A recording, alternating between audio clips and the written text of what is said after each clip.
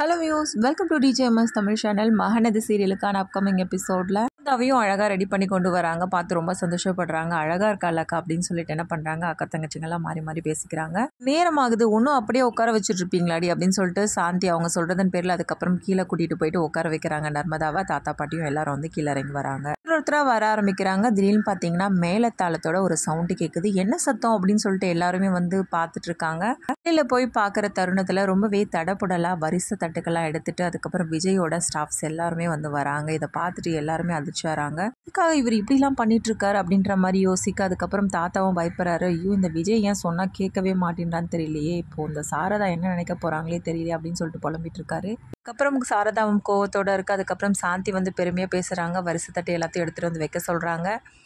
வச்சு கண்டு வாங்காம பார்த்துட்டு வராரு. காவேரியெல்லாம் எதுவும் பேச முடியல. ஐயோ, அம்மா என்ன சொல்லுவாங்களோ அப்படின்ற பயத்தோடவே இருக்காங்க. சமயத்தில் விஜய் சாந்தி இவங்க ரெண்டு பேரும் வந்து மாறி மாறி பேசிக்கிறாங்க. பரவாயில்லையே தம்பி, என் தம்பி இல்லாத குறைய நீ தீர்த்து வச்சுட்டியப்பா, தடப்படலாம் வந்து வரிசை தட்டெல்லாம் கொண்டு வந்து இறக்கிட்டியா அப்படின்னு சொல்லிட்டு ரொம்ப பெருமையாக பேசுகிறாங்க.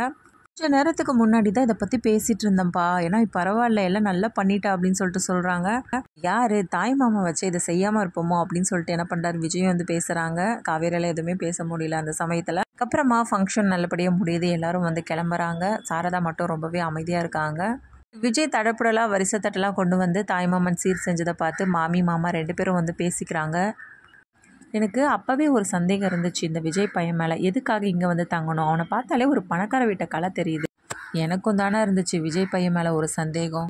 இப்படி இருப்பாங்க நானும் எதிர்பார்க்கலையேனா அப்படின்னு சொல்லிட்டு பேசிகிட்டு இருக்காங்க மாமி. பக்கம் எல்லார் முன்னாடியும் பாட்டிமா என்ன பண்ணுறாங்க, விஜய் செஞ்ச சீர்வரிசையை பற்றி தான் பேசிகிட்டு இருக்காங்க. என் புள்ள இருந்து பண்ணியிருந்தா எப்படி பண்ணியிருந்திருப்பானோ அதே மாதிரி ஒரு குறையும் இல்லாமல் பண்ணி முடிச்சிட்டா போல காவேரி வீட்டுக்கார. ரொம்பவே பெருமையாக பேச, என்ன சாரதா நீ அமைதியாகவே இருக்க, நான் பாட்டு பேசிகிட்டே இருக்கேன், உனக்கு இதில் சந்தோஷம் இல்லையா அப்படின்னு சொல்லிட்டு கேட்க, என்ன சந்தோஷப்பட சொல்கிறீங்க, என்ன பேசணும்னு நினைக்கிறீங்க அப்படின்னு சொல்லிட்டு கோவப்பட்டு பேசுகிறாங்க. இவ்வளோ பெரிய காரியத்தை பண்ணிவிட்டு எவ்வளோ பெரிய தப்பு பண்ணிவிட்டு சாதாரணமாக இப்போ இதெல்லாம் பண்ண உடனே நான் ஏற்றுக்கணுமா அப்படின்னு சொல்லிட்டு கேட்குறாங்க Saradha.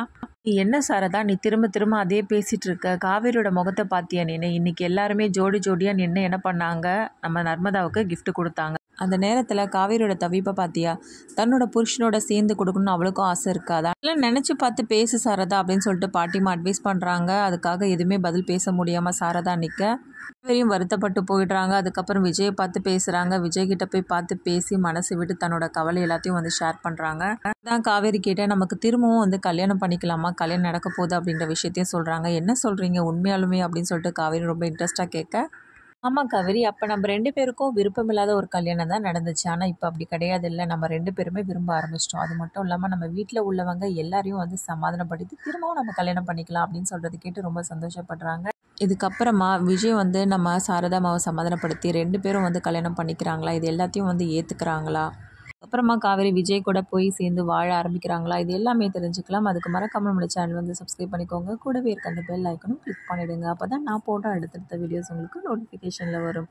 Okay views, thanks for வாட்சிங் திஸ் வீடியோ.